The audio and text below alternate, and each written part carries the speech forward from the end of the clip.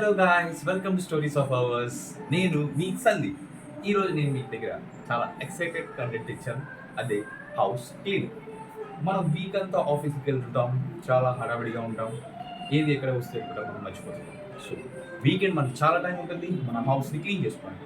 నేను ఈరోజు నేను మా హౌస్ని ఎలా క్లీన్గా నీట్గా చేస్తానో మీకు చూపిస్తాను గాయస్.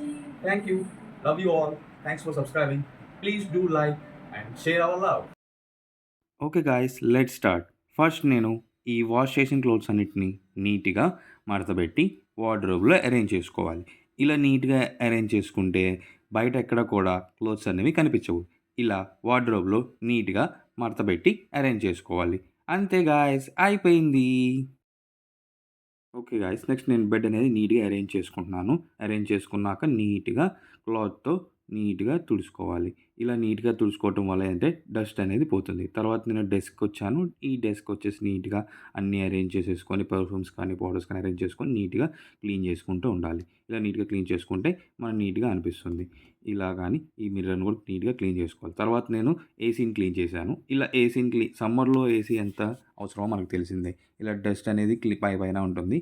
నేను లాస్ట్ టైమే లోపల ఉన్న షీట్స్ని క్లీన్ చేశాను, అందువల్ల ఇప్పుడు క్లీన్ చేయట్లేదు. ఇలా పైన డస్ట్ అంతా క్లీన్ చేసేసుకున్నాను. తర్వాత నేను హాల్లో ఇలా అన్నిటినీ క్లీన్ చేసేసుకొని నీట్గా అరేంజ్ చేసుకుంటే బెటర్. గుర్తుపెట్టారా, వెనకాల ఉన్నది మేము డ్యాన్స్ చేసేది. ఇలా నీట్గా క్లీన్ చేసేసుకొని అన్నిటినీ టీవీని నీట్గా అరేంజ్ చేసుకుంటే ఎప్పటికప్పుడు క్లీన్ చేసుకుంటే నీట్గా ఉంటుంది. ఇక్కడ కూర్చునేది అవి కూడా క్లీన్ చేస్తున్నాను. అరేంజ్ చేసేసాను. నీట్గా అరేంజ్ చేస్తే ఏంటంటే మన లుక్ వైజ్ కానీ అంతా చాలా బాగుంటుంది. తర్వాత నేను అలా వాటర్ బాటిల్స్ అలా పెట్టడానికి వెళ్ళాను. ఇప్పుడు నేను ఈ డైనింగ్ టేబుల్ క్లీన్ చేస్తున్నాను. ఇలా డైనింగ్ టేబుల్ కూడా క్లీన్ చేసుకుంటే ఏంటంటే మనకు చాలా నీట్గా ఉంటుంది చూడటానికి కానీ అరేంజ్ కానీ. ఇలా అంతే గాయ్స్, అయిపోయింది. నెక్స్ట్ నేను వచ్చేసరికి అలా పైన నీట్గా క్లీన్ చేసేసాను. వాటర్ కూడా పోస్తాను. ప్లాంట్స్ సమ్మర్లో చాలా అవసరం కాబట్టి ఇలా ప్లాంట్స్ పోస్తే వాటర్లో చాలా బాగుంటుంది. తర్వాత నేను డ్రెస్సింగ్ టేబుల్కి వచ్చాను. డ్రెస్సింగ్ టేబుల్ కూడా చాలా నీట్గా క్లీన్ చేశాను. డస్ట్ అంతా అలా ఉంటుంది. వీకెండ్కి ఒకసారి ఇలా క్లీన్ చేసుకుంటే చాలా బాగుంటుంది. అదే బెడ్రూమ్ కింద క్లీన్ చేసింది. తర్వాత ఇప్పుడు మన ఫ్రిడ్జ్ క్లీన్ చేస్తున్నాను. అంతే గాయ్స్, ఇట్లా ఫ్రిడ్జ్ నీట్గా క్లీన్ చేసుకోవాలి. ఈ సమ్మర్కి అసలు అమ్మో, ఈ ఫ్రిడ్జ్ ఎంత అవసరం మనకు తెలిసిందే కదా. అబ్బా, ఎంత చల్లగా ఉందో.